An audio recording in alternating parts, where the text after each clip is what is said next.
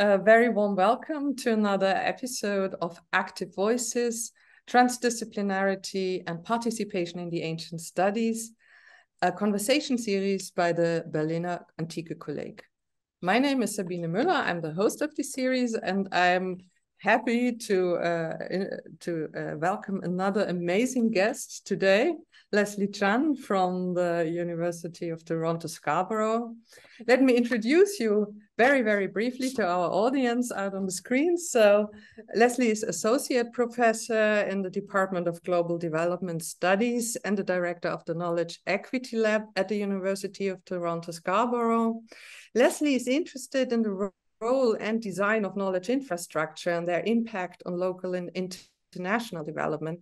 And in particular, he has been studying the geopolitics of academic knowledge production and the uneven power relations embedded in this production. Leslie was the PI of the Open and Collaborative Science in Development Network, short OCSDNet. We might talk about this a little bit later on. And he serves on different advisory boards of international organizations, among them the San Francisco Declaration on Research Assessment or the Directory of Open Access Journals. A very warm welcome to you, Leslie. Thank you that you could make the time and join us today.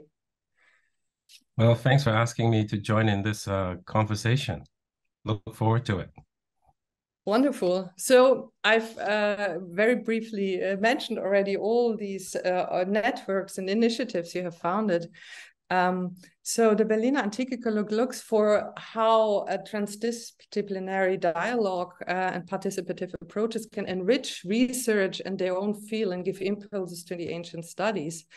And we thought you, as the founder and co-founder of the Knowledge Equity Lab, the OCSDNet, have many experience with the question of collaboration, also in the context of pushing the definition of open science, citizen science. So I was wondering whether you could tell us a bit more why you think this is important, collaborative research or collaborative approaches in research, the inclusion of local communities. How is that?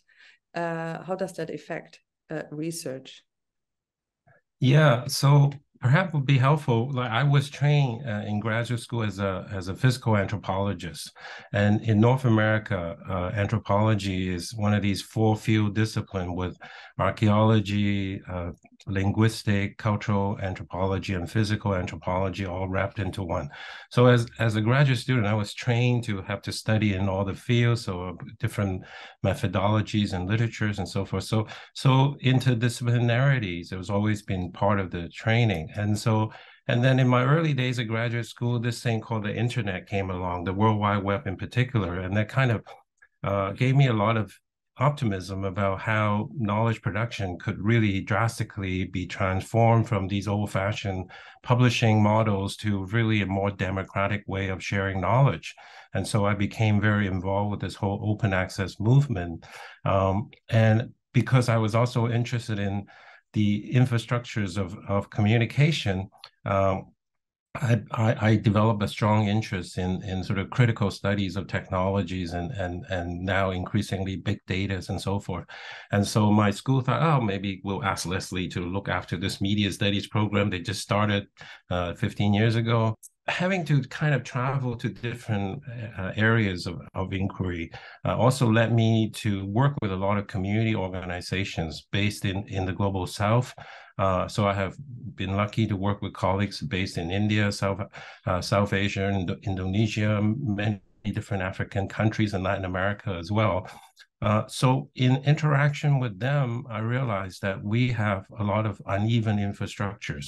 You know, we have a lot in the north, whereas most of my colleagues mainly have very, very low access to the kind of resources that we take for granted. So this is what inspired me to think about the Knowledge Equity Lab. It really brought together a number of different projects, including the OCSDNet you mentioned, and some of the earlier project that we started called BioLine International, which is one of the earliest open access platform for journals from the developing world.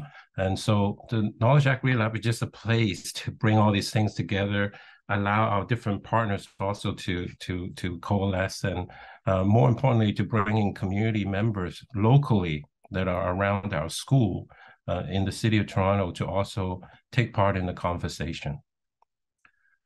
Sorry, that's a very long-winded introduction. No, this is really amazing. And how does this collaboration take place? Because, for example, I looked on the one hand on some of the learnings and outcomes of the OCSDnet, where you actually had a call where you invited communities also in the process of designing research questions. But I'm sure there are different ways of thinking about collaboration and the knowledge equity lab or beyond. So how does that work? Right. What we tried to do was to really ask questions about what does this thing called open science means, because there's a lot of discussion about open science and open access in the North, but how do our colleagues in the global South countries interpret open science, and how do they create and share knowledge in their own local context, and how can we learn from each other in terms of what we understand as open science? Could they teach us more, and vice versa, right? And so that was really the intention. So we funded within the network 12 different projects that are scattered around many different countries in Latin America, in Middle East, and in Asia as well. And so we learned a lot of fundamental differences in how we understand openness across regions, and so that really continue. This is, even though formally the network is not receiving funding, but some of our partners continue to work together, and we continue to explore the questions that we started out with several years ago. And how does that inform the research, your research, but also the research at your department on the knowledge equity lab? I mean, and how does that impact the communities, perhaps? And so does that transform your research, your everyday? Yes, thanks. So the OCSDnet, and in fact, a lot of our research in general in the university is very outward looking. That is, our university encourage international partnerships. They like that we partner with folks around the world. But often we forget that we are actually, as a university, situated in communities that have a lot of challenges, challenges of inequality, challenges of lack of access to education, gender-based violence and all that. That's all happening around our campus. But we don't pay much attention to what's going on around us. We're looking somewhere across the ocean often, and so many of my colleagues have been looking at this issue for a long time, and so I thought, I'm going to start learning from them about some of the local challenges, and I was lucky enough to be able to form a group called Knowledge for Change Hub, which is part of a global Knowledge for Change consortium that was started by 2 UNESCO chairs in university community partnership. And so through my association with the UNESCO chairs, we began to learn about all the work they've been doing in community-based research over the last 40 years. And this has been a tremendous amount of work that's been done across communities around the world. It's just that we don't tend to learn about them, at least I didn't. And so we've been trying to learn about these community-based participatory methods, how to involve community researchers, how to listen to them, and how to bring their knowledge into informing how we can do better in terms of knowledge equity. So that's kind of the evolution of that. And can you give some examples of how that works, of how you brought in the community? So as part of the Knowledge for Change Hub in Toronto, we partner with a local community organization called Center for Learning and Development. And this community organization is situated in downtown Toronto in one of the historically very challenging neighborhoods. So this center has been around for over 20 years, providing support, in terms of finding jobs, trainings, and helping new immigrant women in particular take advantage of their existing knowledge base. Many of them come very well educated, but they just don't the existing system here doesn't allow the recognition of their qualifications and so forth. So then they also advocate for how they can get policymakers to listen to their challenges. So they conduct their own research. They conduct their own community-based research. One, for example, one lady do a research on how new immigrant women have challenges, particular challenges fighting daycare. They are more difficult than other Canadian women, for example, if you don't speak English and you live in certain part of the city. So that's one example of research she went about and conducting her own survey and interviews, finding out what those challenges are. And she found that she was not alone. There were many, many women in that situation and many families just with challenges. So she was able to present a very good case, presented to the policymaker about the need to pay attention to these kind of marginalized situation. Another example is a research project on looking at financial abuse of men over women. You know, many household situations, men hold the power over women by controlling the bank account and the cash. And this is a form of abuse that often not talked about. So one of the researchers looked at her own situation and looked at how widespread the situation is. And again, coming up with very innovative research methods as well, I should say, because these are very, very sensitive topics. So people might not be comfortable talking about them. So she used different methods, you know, of using drawings, using other storytelling techniques to then allow other women to share these very sensitive stories with her. And these are all part of participatory research methods. And there are many, many different methods as we learn over time. And so part of our partnership is to explore this different way of understanding the challenges and find creative way to better understand these problems and then to present them to people so that people become aware of them and also can do something about them. So they sound so interesting and amazing, these projects. And I asked myself when I was listening to you, is it the case then that these methods also find their way back into university, maybe even in the teaching and master programs at the University of Toronto Scarborough, or how does it, so does it have an effect on those levels in the research as well? Very much so. So these kind of partnership also take place in the context of courses that I teach. And I have 2-3 other colleagues who are very much on the same page with me. So we're lucky to have each other's support, and we created courses that complement each other. One of my colleagues look at health policies and again, violence against women. So she has a course that focus on that. And I have a colleague who focus on democracy and citizenship, you know, human rights issues. And I focus on these knowledge equity issues in community. So our 3 courses are actually form clusters, and we work with each other's partners as well. So then we are able to tap into our health partner in our local communities, the Taibu Community Center that serve explicitly with the Afrocentric philosophy searching Black immigrants to Toronto. And so we get to learn from them as well through this cluster of courses. And the idea is that our student can then work directly with these communities and with these local organizations. Many of them end up working as volunteers or even paid worker with these organizations afterward. But then they expand their understanding of academic research, because up until then, most of them do pretty conventional social science research. You know, you come up with your thesis, a hypothesis, you go up, collect the data, you do the analysis, you come to your conclusions and so forth. And those methods are usually fairly standard as well.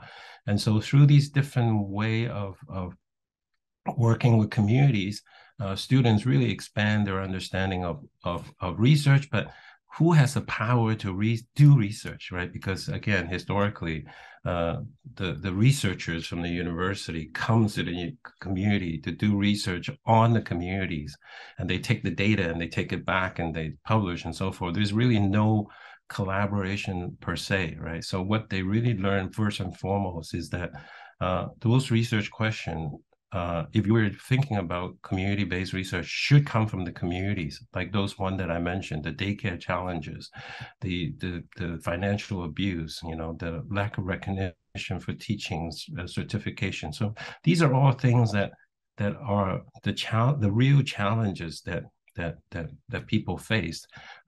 But until you speak to them, until you really help kind of live through them, you really don't know some of those subtle challenges, and we might miss a lot of the important questions. Well, I'm very impressed, because I think this is a very advanced way of thinking about research, and it gives a very good insight how this collaboration can transform research. Now, there is a discussion, at least here in Germany, whether there are certain disciplines that lend themselves better to this kind of participatory processes than others. There might be a truth to it, but the question is, for example, so you said you had some archaeology in your in your studies when you trained as an academic, and the question I wanted to ask or to explore with you a little bit was, do you think this is also there are approaches and ideas in that can be transferred into archaeology or disciplines of ancient studies, the theologies, or do you see some potential here? Oh yeah, it's an interesting question, and I think we can look at different historical timescales as well, right? So take my location, for example. I'm in Canada. I'm in a province called Ontario. Of course, these are all lands that are originally occupied by Indigenous peoples for millennium. So I remember very clearly the first year I was in graduate school, I went into the lab and there were boxes of skeletons, human skeletons. These are Indigenous peoples that some archaeologists or grad students had dug up and put them in boxes. And of course, it turned out years later, these are all people's ancestors, and they're not that far ago. These are only a couple hundred years old. So some of them still have living relatives, pretty sure. And in fact, as it turned out, many of them have communities later who came and reclaim and ask for reparation of these kind of burial excavation without consent, which was happening all over the place, right? And so thankfully, there are more thoughtful consideration now. Even doing archaeology, you have to get the community's approval. When you go into the community doing these kind of work, and more importantly, you could learn a lot from the communities that are still living. We don't have to reconstruct everything ourselves based on our assumption. They can actually tell us, the living people can tell us about their own ancestor and their cultural protocols and what consider a good way to share knowledge and good way to protect their cultural understanding and so forth, right? If you then go further back in time, that could very well be true as well, because we just assume that in let's say deeper in history, a lot of those archaeological recoveries, we can just make assumptions about how people live and how they interact and so forth. But as it turned out, again, living communities tells us a lot more about how we can think about the past, right? And again, I think we tend to have a lot of assumptions about how culture change over time and human society change over time. When I was a student in anthropology, there were very unilinear models, right? Going from hunting and gatherings to village settlements to food production to cities and then state. We had this conception of stages of development. And we make assumptions about how people behave, and we impose those assumptions onto our archaeological interpretations. And I think we're learning a lot that, if we look at the diversity of living people over time, that there are many different ways of social organizing, that there's no linear models, and that doesn't, not all culture follow these stages, more importantly, so that the regional differences, diversity, can also be learned from a lot of the living communities as well, so that that expand our way of thinking about the past, I would think, I would hope. So, although I have to look for the time, I'm still want to ask, do you also think that has to do something to do with acknowledging there are different knowledge cultures, different epistemic cultures, something Yes. that I find, yeah. Yeah, thank you for reminding. Yeah, so when I said we have assumptions about, let's say, sort of a linear set of developments, that is a very set of long-held traditions in Western thinking, right? That it goes back to Rousseau about the noble savages and how civilizations develop in the West and all those kind of things. So those assumptions is definitely one that sort of frame the way we think about certain kind of discipline, right? Still, and so when we think more openly about the different epistemologies and different way of thinking about our relationship with the earth, how we came to be, and all that, when we think about indigenous cosmologies and ontology, we don't see that kind of linear, passage through time. We see a lot of relationality between our relationship with our communities and with the land we live, and that there's so many different specificity and history that can change courses of history of communities, that there's no predictable pathways as much, right? So these kind of different worldview allow us to think very differently about different possibilities, and that's why it is so important.